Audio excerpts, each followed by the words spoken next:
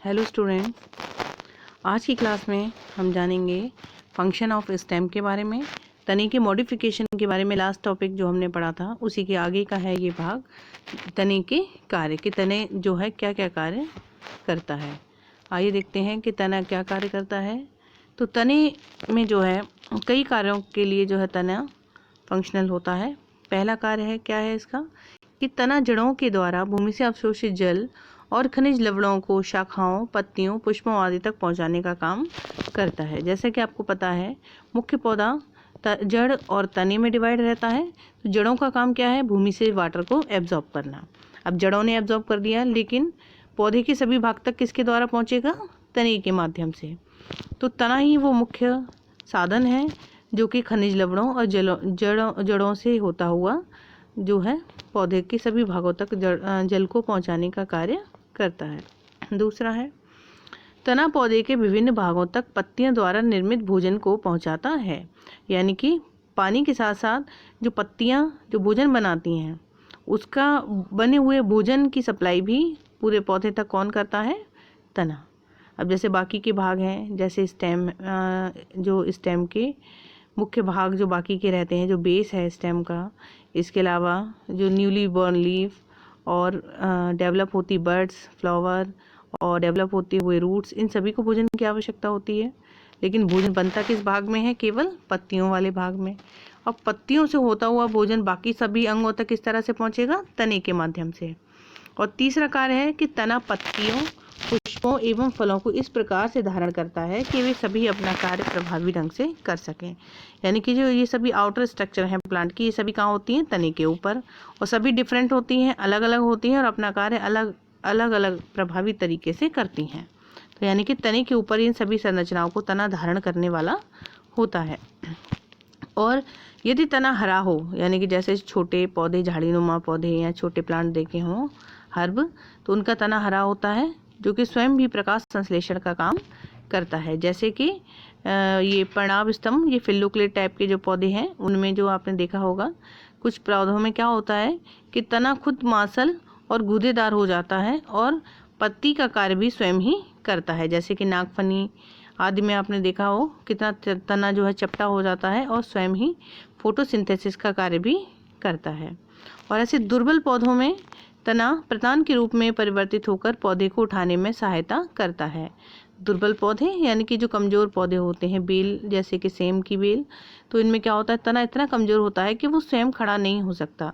तो उनमें टेंटिकल्स जो है मॉडिफाइड संरचना है इस तरह की, जो क्या करती है, बढ़ते हुए पौधे में उसको जो है ऊपर संभालने में या उठाने में मदद करती है। कुछ पौधों में तने कांटों में बदल जाते हैं और ये कांटे क्या करते हैं, पौधे की जंतुओं से रक्षा करते हैं।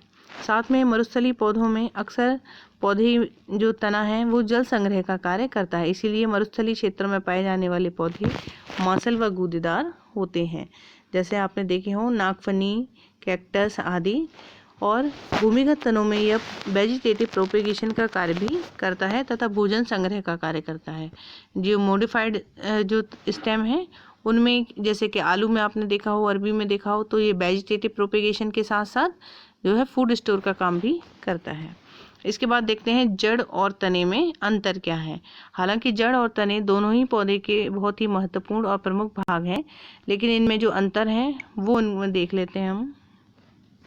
सबसे पहला अंतर क्या है कि जड़ जो है बीज के मूलांकुर से विकसित होती है। यानी कि ये प्लूमूल से विकसित होती है जड़, और जबकि तना बीज के प्रांकुर से विकसित होता है। ठीक, यानी कि रेडिकल से विकसित होता है, प्लूमूल से उत्पन्न होता है। और यह पौधे का अवरोही अक्ष है। जड़ कैसा है, अवरोही। आरोही बोलते हैं जब गति ऊपर की ओर हो रही हो, इस तरह से ऊपर की ओर, और अवरोही जब गति नीचे की दिशाओं में होती है तो वो अवरोही अक्ष हो जाता है। और जबकि तना कैसा होता है, तना हमेशा ही आरोही होता है, यानी कि तने की वृद्धि हमेशा भूमि के ऊपरी दिशाओं में ही होती है। और तीसरा है कि इसमें पर्व और पर्व संधियों का अभाव होता है, यानी कि जड़ में क्योंकि लीव्स ही नहीं होती तो नोट्स और इंटर नोट्स भी नहीं होते, जबकि तने में नोट्स और इंटर नोट्स स्पष्ट रूप से देखे जा सकते हैं।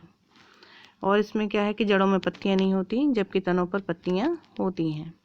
जड़ों में जो है जड़ें हरी नहीं होती जबकि तने हरे होते हैं। इनमें रूट्स पे रूट कैप पाई जाती है, जबकि तने में क्या होता है, रूट कैप के स्थान पर एक्सिलरी बड जो है तने के अग्रस्त भाग में पाई जाती है। और जड़ों में जो एक कोशिकीय रूट हेयर हैं वो खनिज लवणों का अवशोषण करते हैं, जबकि तने में बहुकोशिकीय हेयर पाए जाते हैं जो कि रक्षात्मक प्रकृति के होते हैं।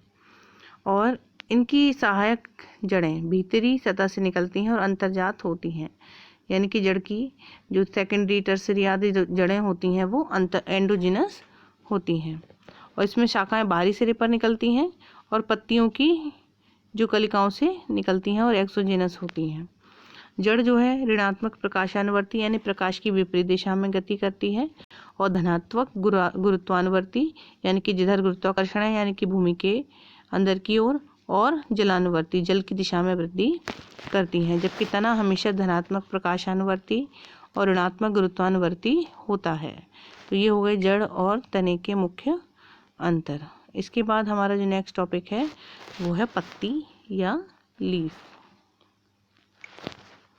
लीफ के बारे में जानते हैं क्या होती है। लीफ जो है तने के एपिकल मेरिस्टेम से निकलने वाली बहुत ही छोटी समव्यासी तथा पतली भित्तियों वाली संरचना होती है, जिसका प्रमुख कार्य क्या होता है, फोटोसिंथेसिस करना होता है। इसके अलावा भी अन्य कार्य भी लीफ करती है, लेकिन मुख्य कार्य जो है वो फोटोसिंथेसिस करना होता है।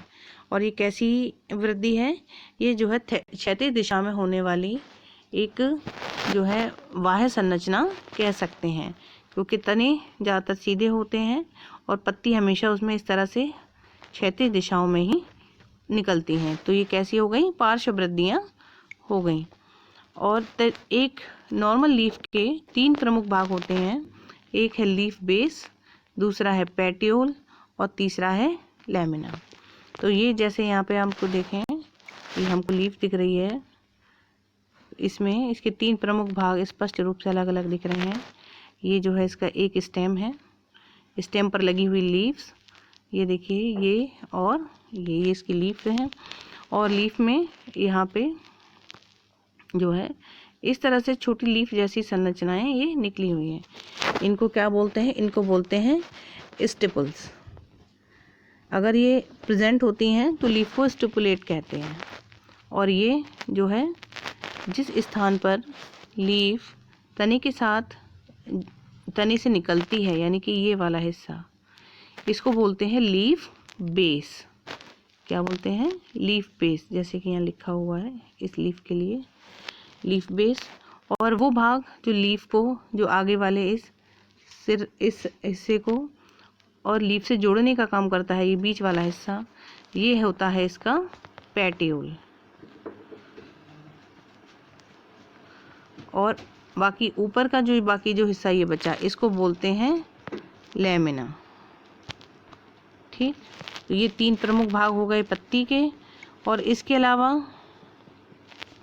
लीव्स में जैसे किसी नॉर्मली प्लांट्स पर इधर ये लीफ है, फिर इसके बाद ये बीच में गैप है, फिर दूसरी लीफ, तो ये 2 लीफों के बीच के जो स्थान है इसको बोलते हैं इंटरनोड्स। और जहाँ लीफ प्रेजेंट होती है उसको बोलते हैं नोड।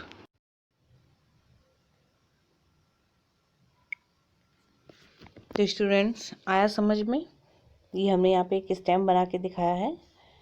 ये बेसिकली एक मुख्य स्टेम पर लगी होती हैं पत्तियाँ। तो ये और ये इस तरह से अरेंजमेंट है अल्टरनेट क्रम में।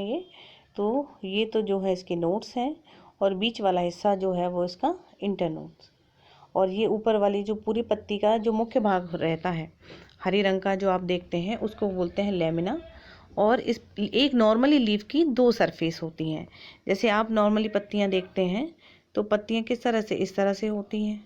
तो जो ऊपर की सरफेस जो हम देख पाते हैं ये इसकी आउटर सरफेस है, अपर सरफेस। और जब हम इसको उल्टा करते हैं तो इसके नीचे जो वो इसकी लोअर सरफेस होती है।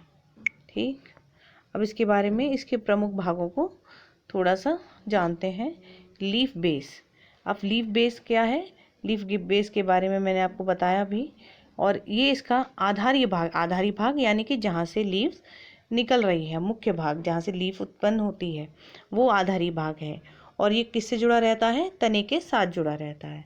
पत्तियों में लीफ बेस कई प्रकार के होते हैं, यानी कि इनकी संरचना अलग अलग पौधों में अलग अलग तरह से हो सकती है। कितने प्रकार की होती है वो हम यहाँ पे नहीं अभी डिस्कस करेंगे। इसके आगे हम चलते हैं इसके दूसरे पार्ट की ओर। दूसरा भाग है पेट्यूल। तो पेट्यूल जो है इसे पर्णवृंत भी कहते हैं। और पर्णवृंत का काम क्या होता है? लीफ को होल्ड करना, यानी कि लीफ को जो है तने के साथ जोड़ करके रखना। तो ये क्या है? ये मध्य भाग है जो कि लीफ बेस और लेमिना, यानी कि लीफ बेस यहाँ है, लेमिना यहाँ है, तो बीच का भाग हो गया ये। तो ये इसके साथ क्या कर रहा है? इसको जोड़ के रख रहा है, तो ये कहलाता है पेट्यूल। और पेट्यूल अगर जैसे मान लीजिए कुछ पौधों में क्या होता है? पेट्यूल नहीं होता है, जबकि कुछ में जो है होता है। अगर मान लीजिए पेट्यूल प्रेजेंट है तो उसको बोलते हैं पेट्यूलेट, यानी कि सवृंत हिंदी में। और अगर पेट्यूल प्रेजेंट ना हो, एब्सेंट हो, तो पत्ती कैसी कहलाती है? अवृंत या सेसाइल। ये जब हमने फैमिली डिस्क्रिप्शन पढ़े थे तो उसमें हम ये कैरेक्टर्स लिखते थे, देख लीजिए उसमें। और इसके बाद कि पेट्यूल की काम क्या है, काम क्या क्या करता है, तो ये इसके जो है प्रमुख कार्य जो है निम्न है। पहला काम कि ये प्रकाश तथा वायु के लिए पत्ती को ऊपर उठाए रखते हैं, जैसे कि पत्ती को संपूर्ण रूप से प्रकाश भी मिलता रहे और वायु भी मिलती रहे। तो पत्ती को ये क्या करते हैं? होल्ड करने का काम करते हैं। दूसरा काम तने से लेकर पत्ती के लेमिना तक जल खनिज आदि का जो संवहन होता है वो पेट्यूल के माध्यम से ही होता है। और जो पत्तियों में जो भोजन बनता है उसका संवहन जो तने तक जाता है वो भी पेट्यूल के माध्यम से ही जाता है। कुछ जो है नींबू संतरा आदि की कुछ पौधों में ये फोटोसिंथेसिस का काम भी करते हैं, यानी कि पेट्यूल जो है हरा रहता है। और पेट्यूल जो है ये फोटोसिंथेसिस के कार्य के लिए मॉडिफाइड हो जाते हैं। और कुछ पौधे जलीय पौधे जैसे कि जलकुंभी आदि, इनमें ये स्पंजी हो जाते हैं और पौधों को तैरने में सहायता करते हैं। तो ये पेट्यूल के कुछ कार्य हैं जो कि पेट्यूल के द्वारा किए जाते हैं। इसके बाद है लेमिना, तीसरा प्रमुख भाग। जैसे अभी मैंने आपको बताया पत्ती के 3 प्रमुख भाग होते हैं, लीफ बेस, पेट्यूल और लेमिना। अब हम देखते हैं कि ये लेमिना क्या होता है। तो लेमिना में क्या है? ये प्रमुख भाग है लीफ का। तो ये सबसे महत्वपूर्ण भाग है। जो ऊपर का जो हिस्सा हम देखते हैं पौधों में, ये भाग कहलाता है लेमिना। और ये चौड़ा, चपटा व हरा होता है, यानी कि प्रमुख हरा भाग लेमिना है। इसके बीच में एक मिडरिब होती है, मध्यशिरा। यहाँ पे देखेंगे तो ये जा रही है बीच में मध्यशिरा, और जिससे अनेक शिराएं निकलती रहती हैं। जैसे कि ये पत्ती जो निकल रही हैं इस तरह से, इनको बोलते हैं शिराएं, वेन्स।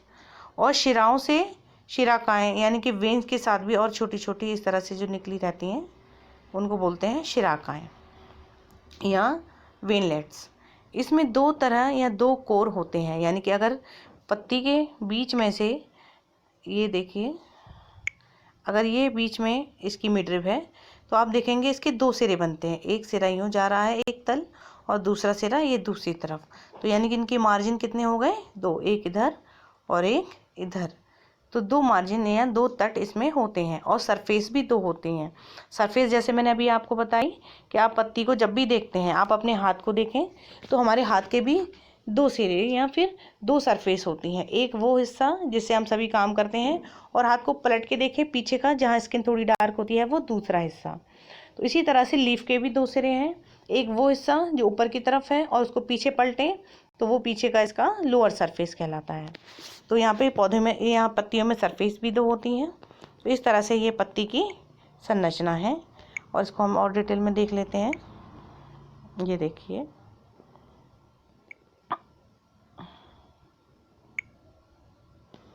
ये इसका पेट्यूल, और ये हिस्सा जो कि तनी के साथ अटैच रहा होगा ये लीफ बेस। मैं लिख नहीं रही हूँ लेकिन इसमें वैसे लिखा हुआ है क्योंकि इस तरह की पेन से यहाँ पे लिखना मुश्किल होता है। लीफ बेस है ये, और ये है इसका पेट्यूल, और ये है इसकी मिडरिब, जिसके मध्य शिरा बोलते हैं। और ये इसके दो मार्जिन हैं, एक मार्जिन इधर की तरफ और एक मार्जिन, यानी दो पट या दो तल। और यहाँ से निकलती हुई ये शिराएं हैं, ये जो दिख रही हैं ये इनकी पत्ती की शिराएं हैं। और शिराओं से निकलने वाली शिराकाएं ये इस तरह से जो निकल रही हैं ये शिराकाएं हैं, ठीक। और ये पूरा हिस्सा जो कहलाता है ये लैमिना है। तो ये 3 प्रमुख भाग भी यहाँ पे शो हो गए।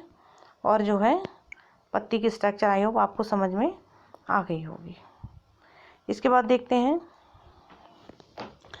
कि पत्तियाँ अपने मार्जिन के कटान के आधार पर कितने प्रकार की होती हैं।